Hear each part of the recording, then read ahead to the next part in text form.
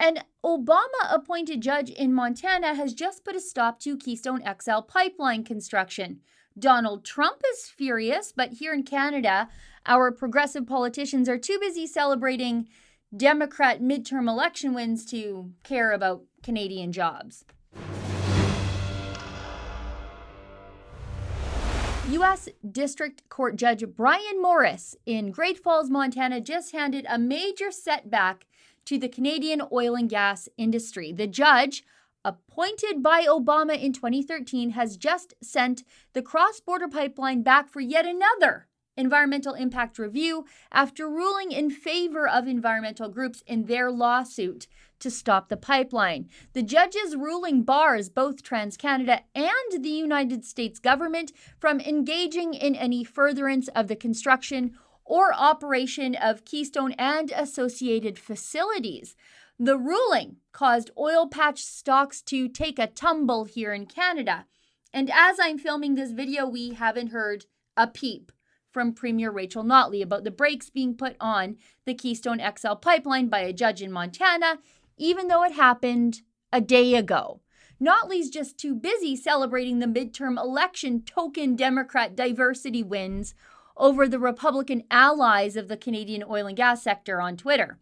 President Donald Trump, though, he's outraged. This is from Reuters. It reads, "It was a political decision made by a judge. I think it's a disgrace," Trump told reporters at the White House. TransCanada had no immediate comment.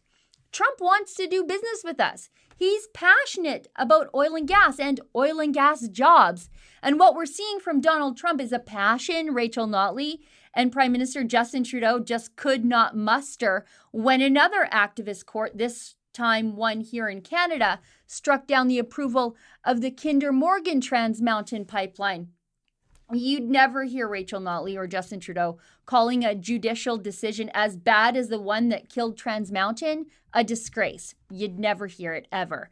And of course, the environmental NGOs are bragging about blocking this very important, much-needed pipeline. Look at this, again from that same Reuters article.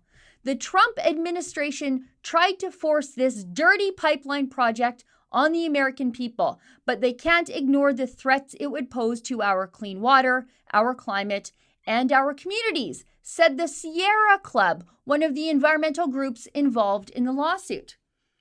You know, Rachel Notley has never denounced the Sierra Club or their lawfare tactics. She's never once spoken out against what the Sierra Club is trying to do to Canada's oil and gas sector and how it's affecting hundreds and thousands of jobs here in Alberta.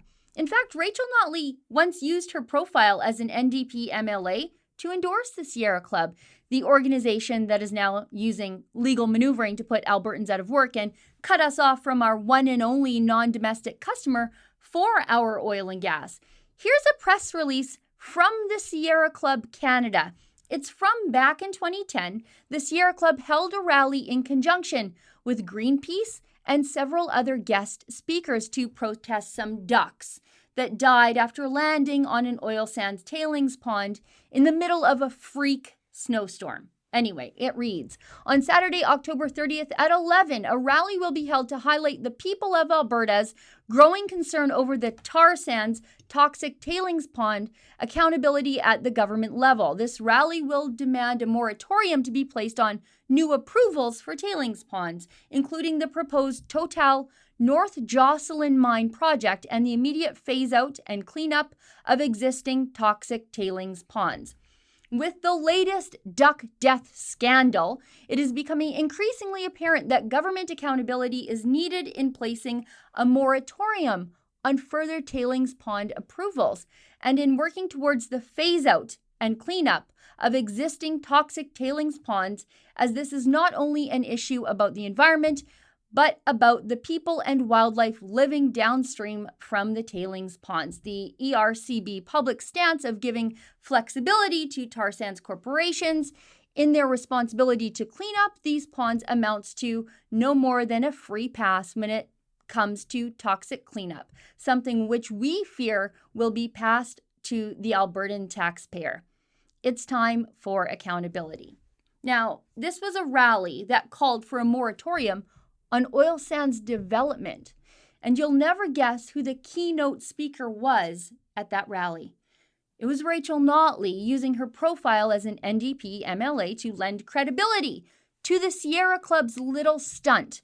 This is a video taken at the event of Notley speaking. Just listen. I mean, what this tragedy represents is a great deal of pain and suffering to the Dutch. Oh, and by the way, French oil company Total ended up shelving the Jocelyn Mine project that the Sierra Club and Rachel Notley showed up that day to protest, taking with them $11 billion in oil patch investment.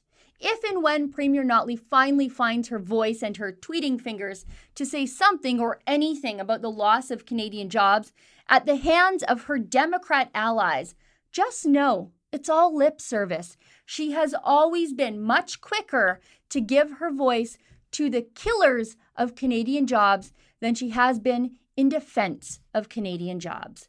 For the Rebel.media, I'm Sheila Gunn Reid. Big tech loves to censor conservative voices, but we've built a way around that. We have our own Rebel Media mobile app. It's available on the Google Play Store or the Apple App Store. Download it, give it a try, and help us fight big tech censorship wherever you go.